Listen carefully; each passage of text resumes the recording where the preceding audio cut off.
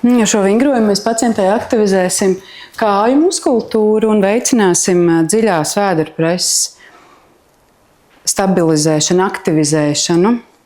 Un reizē arī ar elastīgiem slingiem var panākt tādu kā neiromuskulāro aktivizāciju, kas nozīmē, ka tad, kad muskuļi bieži vien ir stipri ķermenī, kā arī ksenijai, bet viņi īsti nesarunājās savā starpā, tāpēc ar šo te elastīgo slingu palīdzību noteiktām kustībām mēs varam panākt to, ka muskuļi sāk sarunāties savā starpā.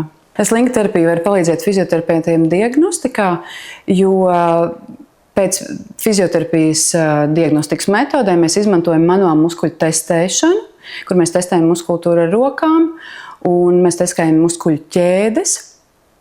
Un bieži vien ir tā, ka testējot izolēt šīs muskuļu ķēdes vai muskuļus, muskultūra ir stipra. Un nevienmēr mēs varam noteikt, kuri ķēdes posmi nestrādā tik optimāli, kā tiem vajadzētu. Tad, ņemot vērā to, ka slinga terapija ir vairāk iekars punkti, līdz ar to pagarinās šī sfīra, tad mēs varam redzēt vingrojuma laikā vai testu laikā, kuri no ķēdes posmiem nestrādā.